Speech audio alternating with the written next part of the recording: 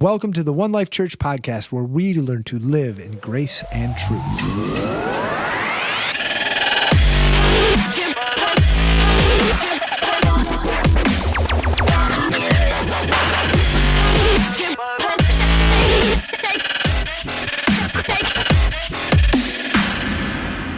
Thank you for joining us today. I am Nick Staley, elder at ONElife Church, and your host. And today I'm joined by Eric Stewart, lead pastor at ONElife Church. And not Dan. We tried to get Dan on with us today, but unfortunately, some technical difficulties made it impossible. So you're stuck with us, unfortunately. Yeah, sorry about that, everyone. That's right. We have some plans. We're, in the future here in the next few weeks, we'll be popping on some on the law of God. And we don't really want to hit that home, but we wanted Dan with us for it. So you'll hear that in an upcoming episode. So today, Eric and I are shooting from the hip, and we decided to introduce you because a lot of people at our church are familiar with the ministry that has came out of our church, but not everybody is. And this ministry is possibly one of our most vibrant ministries that has come out of the church. And it's what we refer to as ONElife for life. It's a ministry to abortion mills. And I thought, since Eric is the president of that ministry, because it's gotten to the point where it's big enough that it was a little too big, and what the direction was going. So it's kind of went on its own, but Eric is still over it and with the board of directors. But I really want to introduce you to that ministry and how this came to be. I think it'll be good for all of us to hear it again if you haven't heard it, and hear it for the first time, because we as a church do have a heart for the unborn. Mm-hmm. And a lot of churches do, but we want to make sure that you see where our hearts are at and can understand where this is coming from, because there's a lot of objections out there. But I think really when you get down to it, how this started and what God did to make this happen is what's really an unbelievable thing, because, man, it's taken a huge life of its own, and it is awesome. Yeah, it's really amazing to look back at it now, isn't it? Oh, it is. Like, did we really do that? And it's turned out pretty cool. I mean, just everything that happens, it's been a really neat progression to see. I mean, so Eric, I'm going to start this out. Let's kind of get going on this. So what led you? I mean, I know you've been a pastor for years. I'm sure you have been convicted of the sin of abortion in America and in the world. But what really led you to this point? Yeah, several years ago, I was serving as an associate pastor during that time. Man, that's before I had kids. My oldest child is 8.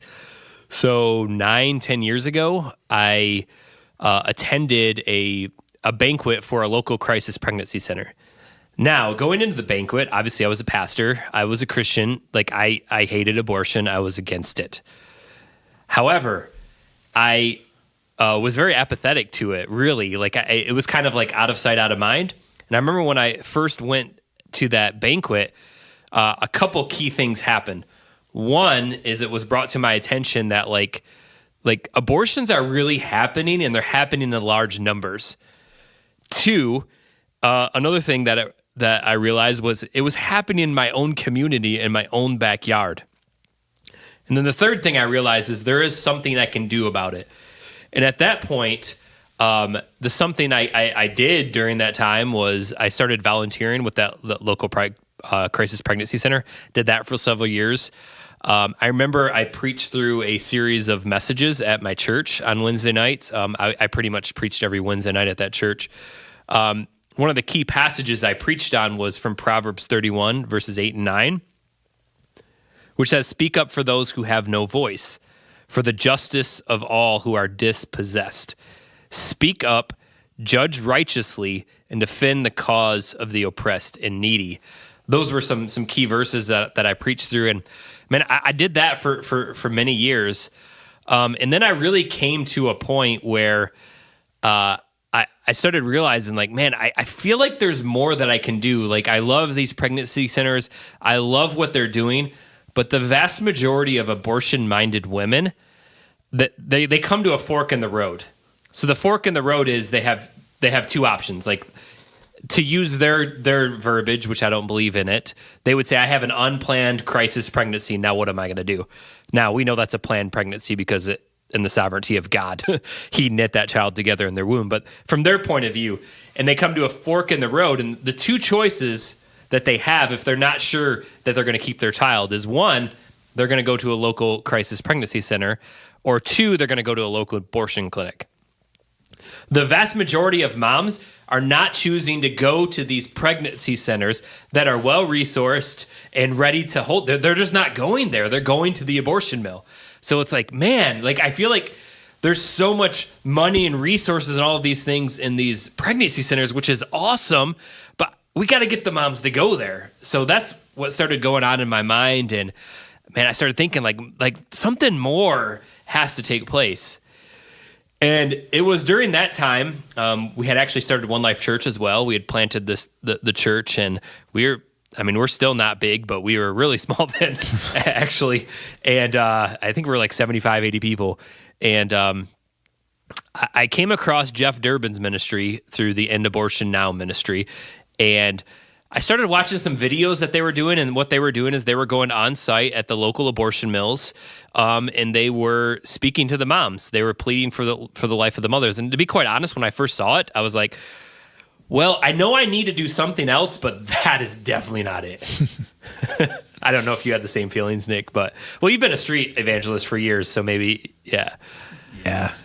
That's still tough when when you look at street preaching and really that outreach in front of an abortion mill, it's crisis situations there too. Yeah. And that makes it so different than standing on a corner with people that are enjoying a nice walk and hearing me preach at them. So yeah. It's a little different, but yeah. So from the outside looking in, like we realize it looks crazy. Oh, yeah. Like if you were to ask me a couple years ago if I'd be doing what I'm doing now, I would say absolutely not. You are crazy.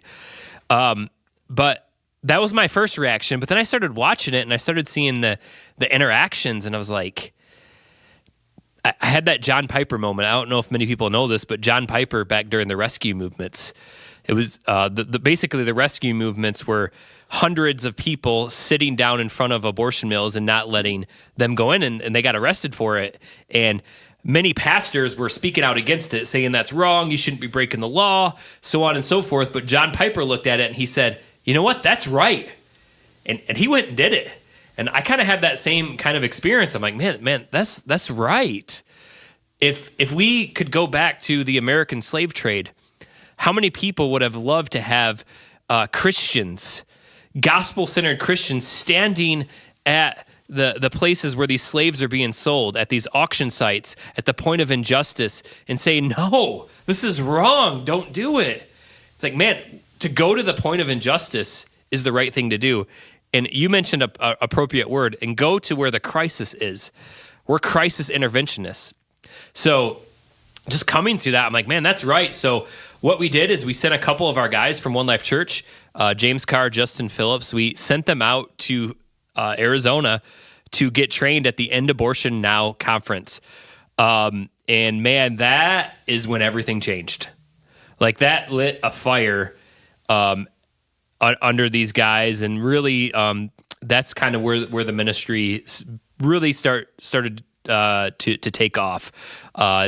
It was really incredible to kind of walk through that whole journey till we went to that conference.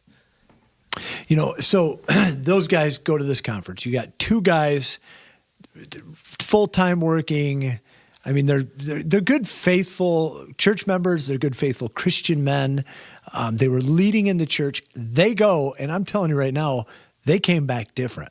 Yeah, they came back different, and that it was like a good disease spread, if there's such a thing. I mean, it blew my mind. I mean, tell us what happened when they came back. Walk us through what these events that so changed our culture.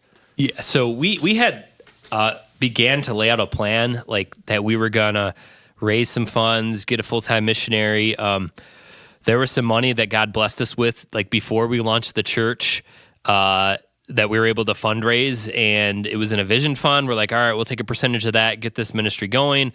And I had this like kind of long plan and on-ramp and stuff to communicate the vision and what we're doing. But James and Justin came back, and Justin's like, someone has to do this. We got to get James out there. And James is like, I'm quitting my job. Those are my babies.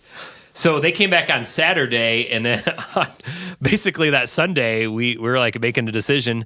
Thankfully, I mean, there were a lot of questions, but by and large, our leadership got on board, and we were working through some things, and we eventually rolled it out to the church, and were able to really get people to see what we were doing. And so James was like, "Man, I can't go. Those are my babies," and he took a leap of faith and went out there. So literally that Monday, James was out there, and then Justin, with his flexible job, really was out there the same amount of time.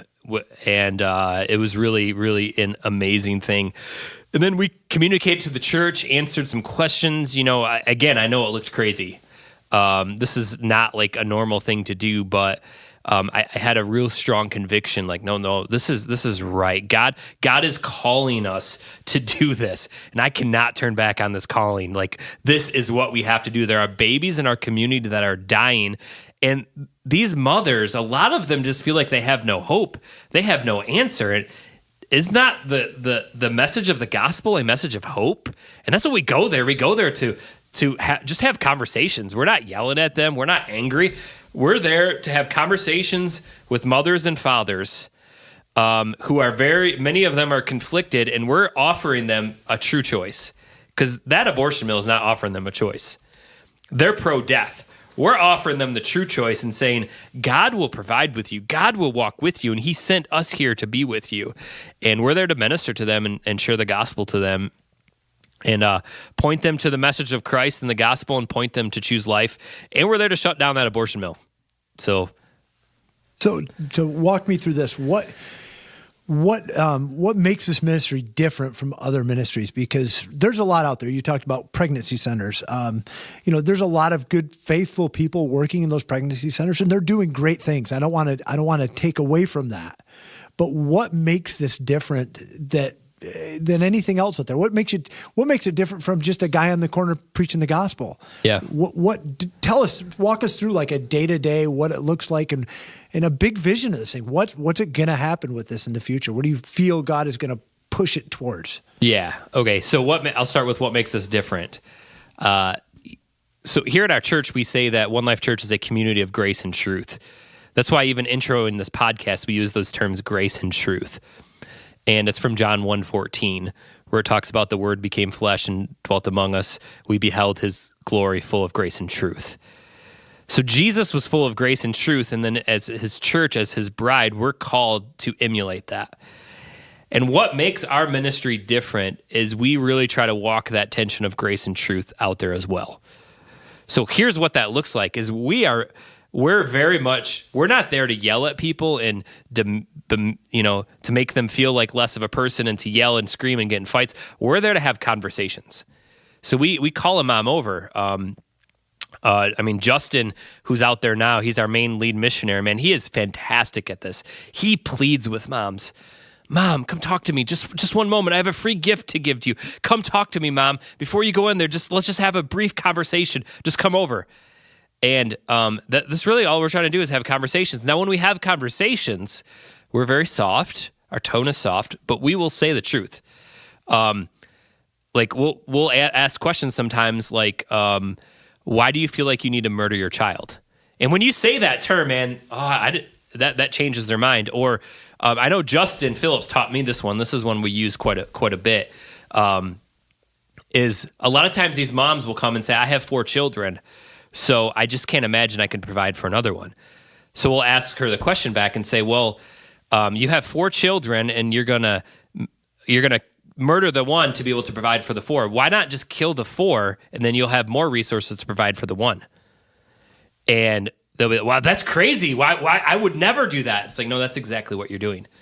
So we speak the truth, but we do it in a tone of a conversation. And I think that's what really makes us different is, man, we're not there. We're not protesting. We're not angry. We're there to love our preborn neighbor and to love those moms and to preach the gospel and to offer them true life-giving options.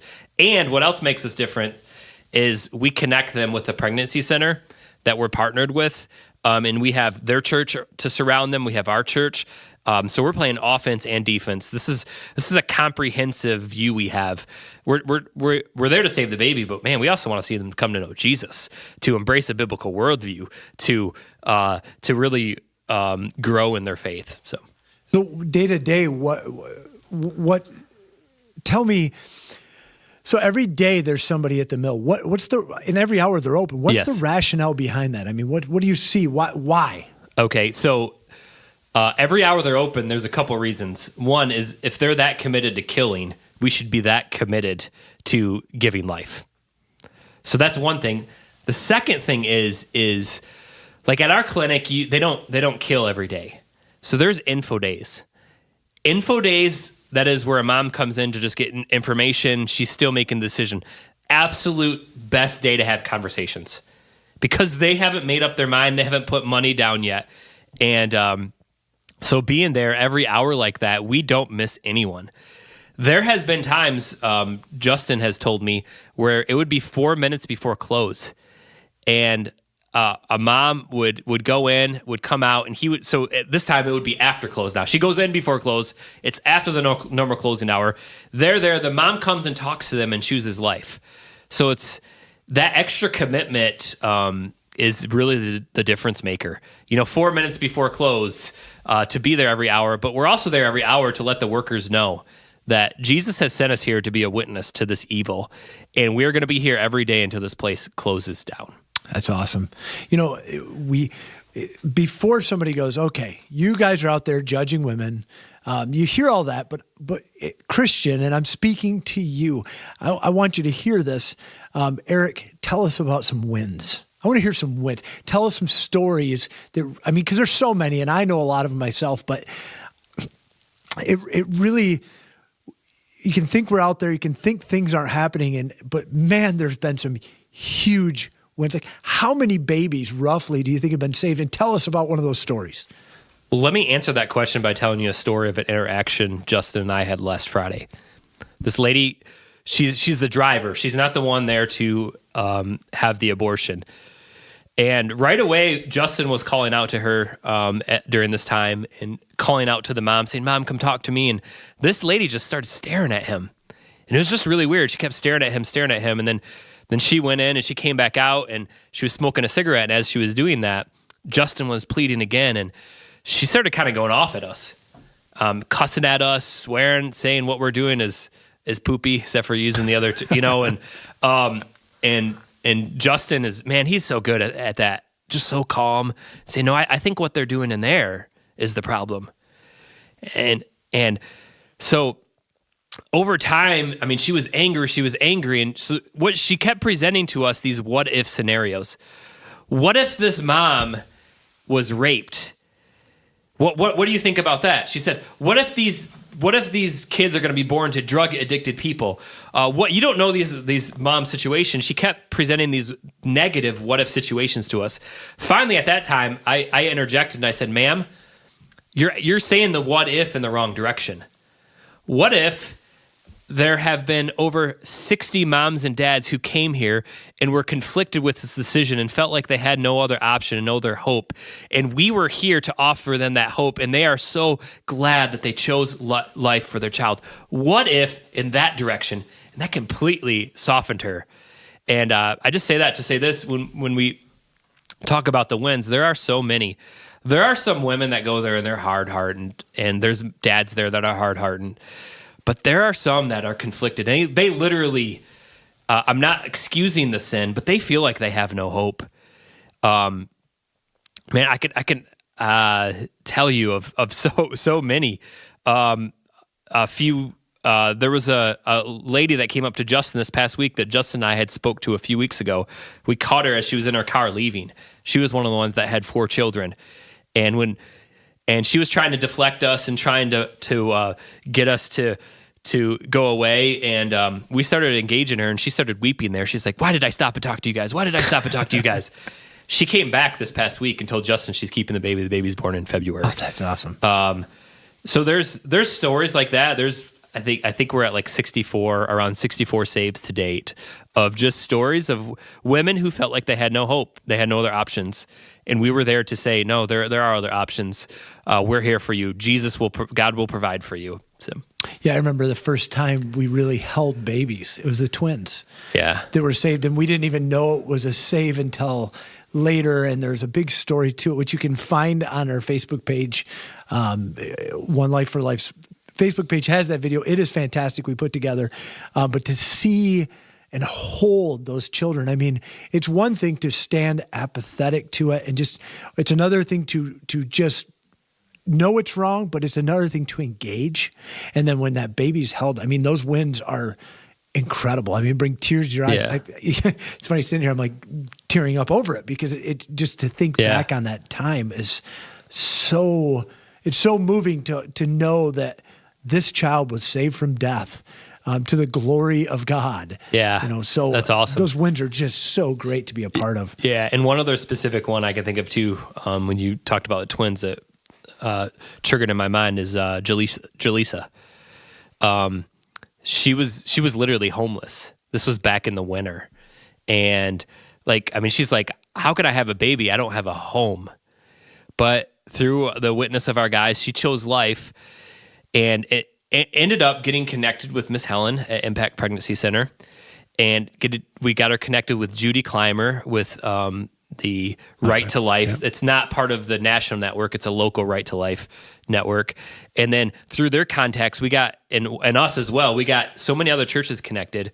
And what ended up happening is Jaleesa had housing provided for her until she was able to get enough funds to get housing. I believe even people helped her with funds. So through this network, so many different people involved. I mean, probably tens and if not up to the hundreds of people, like somehow involved, either praying or helping the situation to get her housing short term, then get her in housing long term. Then she goes through the discipleship class through Impact.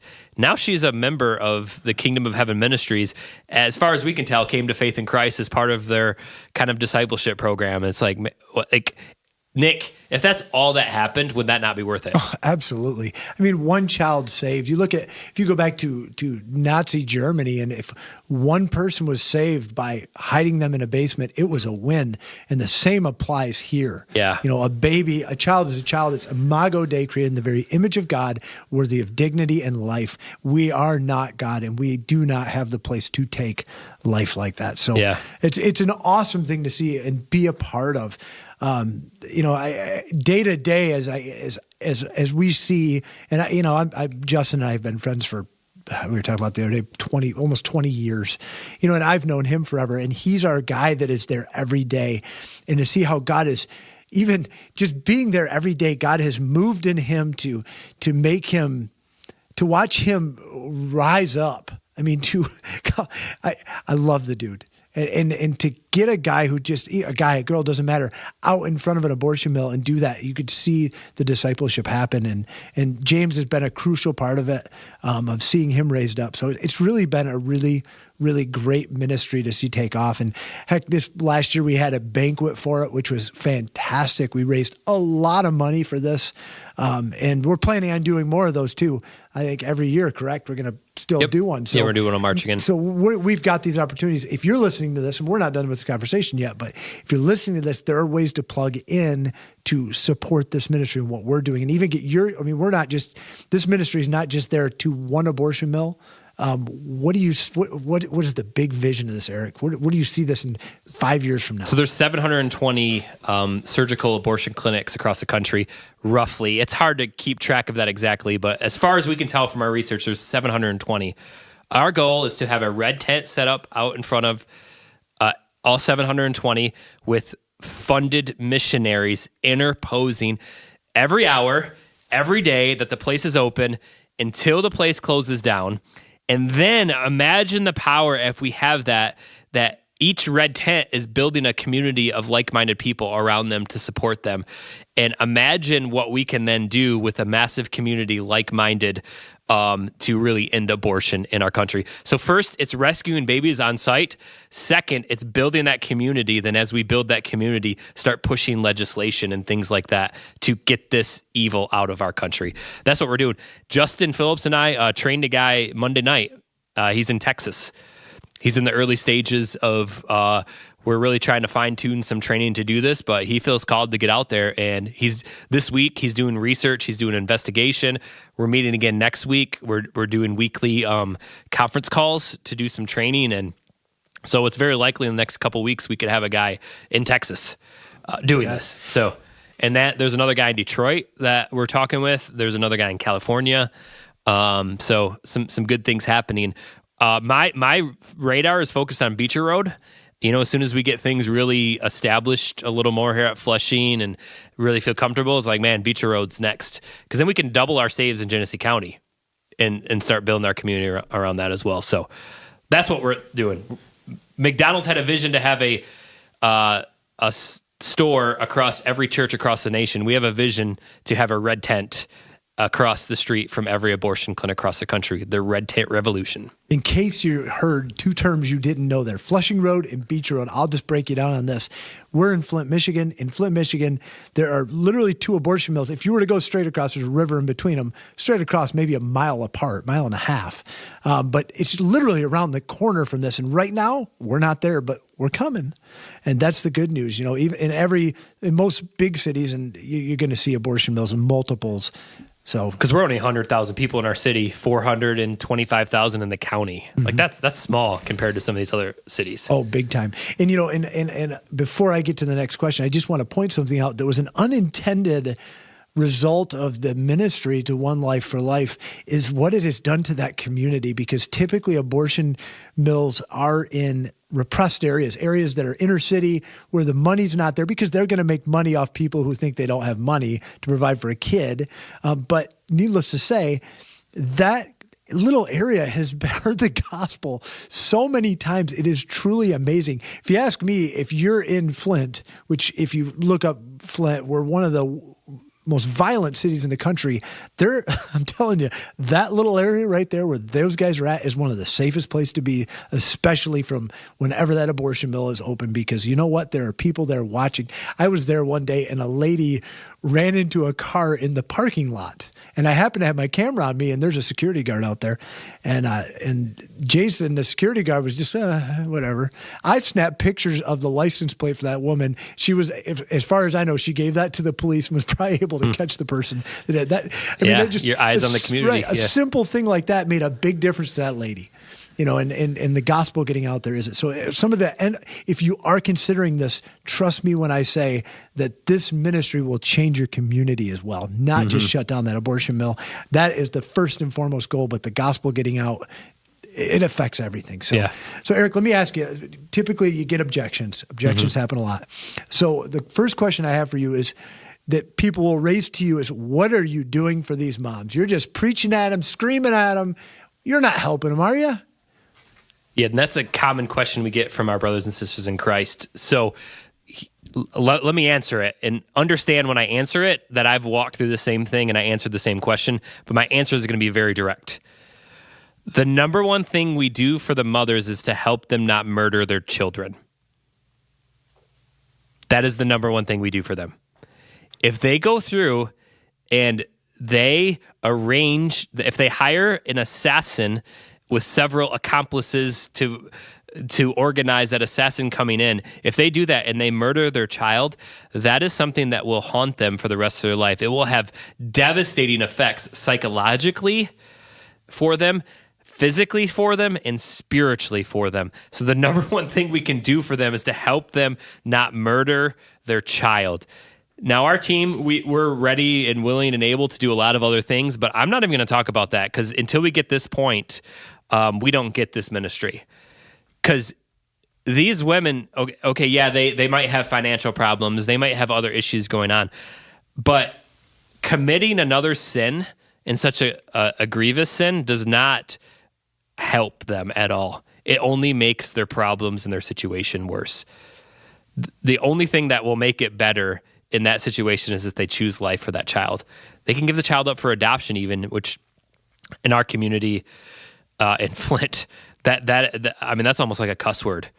They say, well, if I keep my child, if I carry that child for all 9 months, it's actually 10 months if you do the math, but we say 9 months. If I carry that child for 9 months, I'm going to keep that child, which is just weird. So it's like, well, you'd rather murder the child, but that's the number one thing we do for moms, and that's the best thing you can do, man. Because if you talk to women that have had abortions, every year that day comes up. Every year they remember that day, and I know there may be some that have had abortions that are listening to this and know that you can find peace and hope and forgiveness in Christ for that. And we don't bring condemnation for that. We point people to the gospel.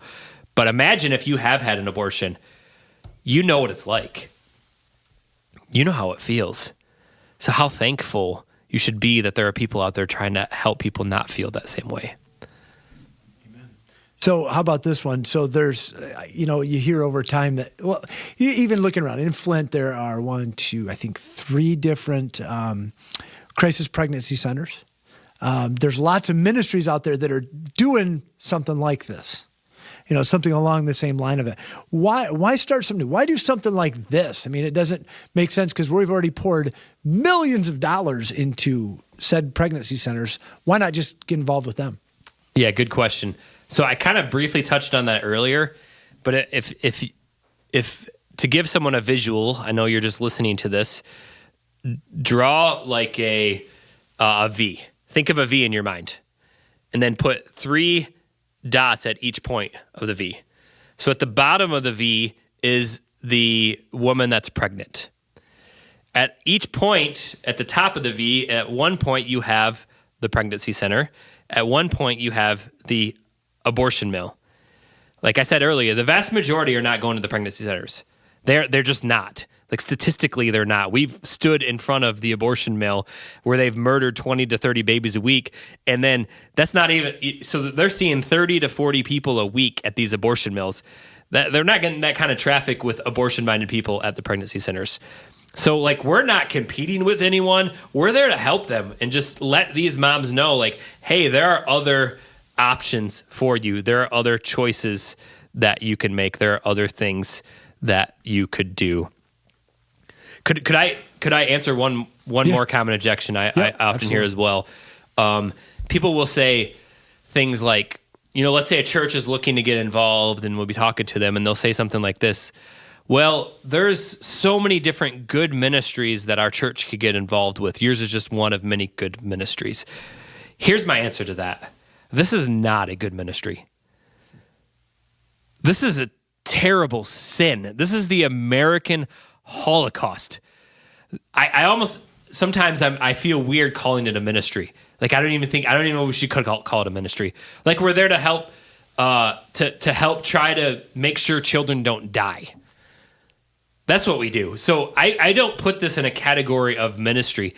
I put this in a category of bringing true biblical justice for these children.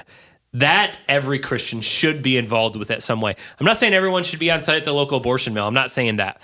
But what I'm saying is the American Holocaust is upon us, and should not every Christian be engaged in that at some level? Like, how often do we think back of the Holocaust that happened in Nazi Germany? We're like, if I was there, I would have done this. Man, we've got our opportunity now to be a part of it. We can regularly pray. We can regularly give to trained missionaries that can go do that, or we can get on the front lines and do that. But so here's the thing, though. We can't not do one of those. I'm fully convicted we have to do one of those, that the understanding true biblical justice would demand us to be involved at some level. Worldview matters. Worldview matters. Big time. And if we have that biblical worldview, we'll see what sin is. We'll understand our own depravity. My own depravity is quite evident. I'm not a good person at the end of the day, except for Christ. And in this case, these kind of ministries, though, I mean, like you said, it's almost like an ambulance. It's urgent. It's now. It's crisis, and we need to be a part of it. Yes. The church needs to be a part of it. And, and we understand too, not every church is going to be involved in this. And reality is, but that doesn't mean you can't give. That doesn't mean you can't find a way to get involved in this. Use your voice. I mean, the gospel is proclaimed. God is he spoke. It says God spoke. In the beginning was the Word, and the Word was with God, and the Word was God. Time and again, we hear that. We have voices. We are to open them and proclaim this. Speak prophetically to our nations, our legislators. I mean, get involved somehow. Yes.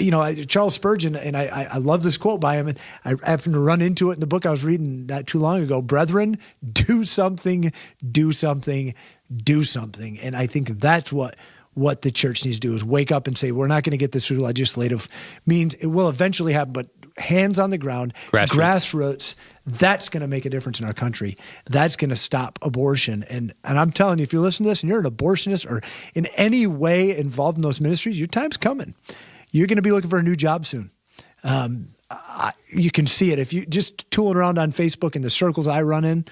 Man, oh man, the church is rising up, greater than it ever has. Yeah. So I'm excited. You're excited. Yeah. If you want to, let me give you a last word here, Eric. Exhort people to get involved. Let's hear you give them that reason, give them that fire that's behind you, and encourage them here. Yeah. John Piper, he was talking about missions, but I am convicted that this applies here. He says there are 3 types of people: those that send, those that are sent, and those that are disobedient. And really, that's what it is. Like I said, this is not a good ministry. This is the Church of Jesus Christ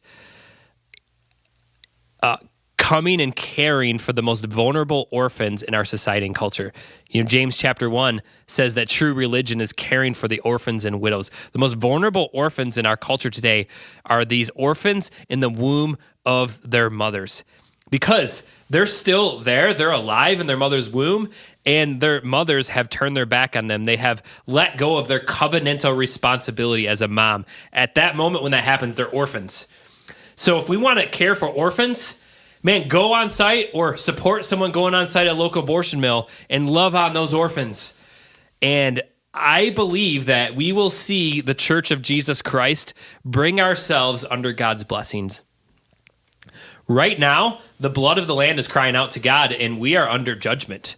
We are under his curses. And I believe that if we interpose for these babies, that we will see the Church of Jesus Christ brought under God's blessings for that. And that's what I would say. We either send, we're sent, or we're disobedient. And I know for me, I don't want to be disobedient.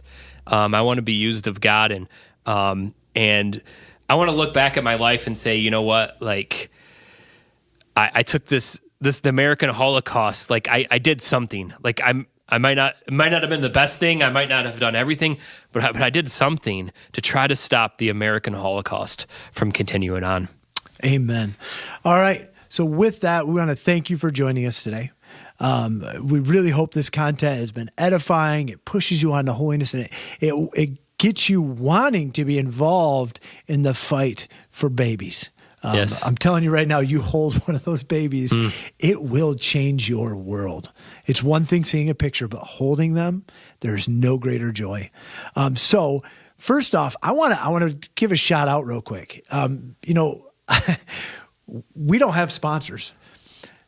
Not technically, but we do. Man, Eric and I sitting here had a good cup of coffee. Menno, I'm going to say it wrong. Brandon, the guy whose coffee this is, would kill me for it. It's Menno Coffee. Brandon is so great, and he provides coffee for us every week. I told him he's going to have to start an elder blend, which would be a mixture of like strong black coffee with Red Bull, so Dan will drink it.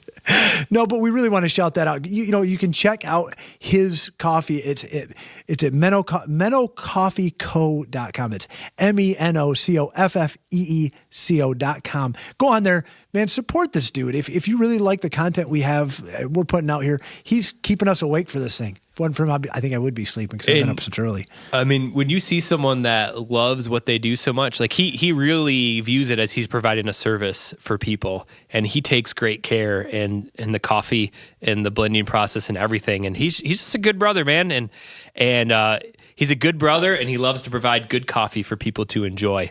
And I think that's kingdom work, man. Amen. When you see guys doing that. Yeah, and I love the fact it's not like Jesus coffee. A lot of, everybody stamps that on there. This is a Christian-run company, guys. It is. You can support this guy, and this guy is a good Christian man. So, Brandon, shout out to you, brother. We appreciate your coffee.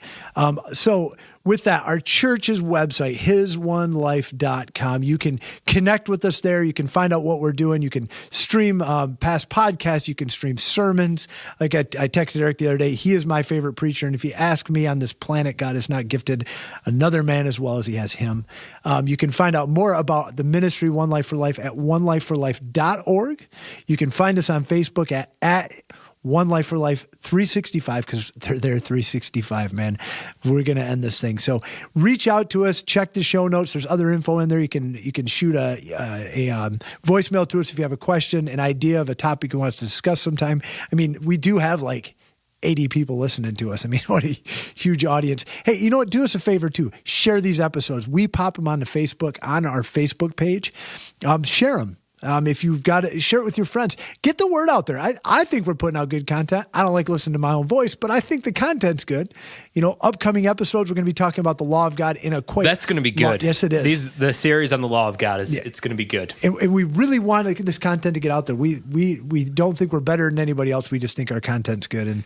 And our wives like hearing us talk. I'm pretty sure they listen to us, I hope.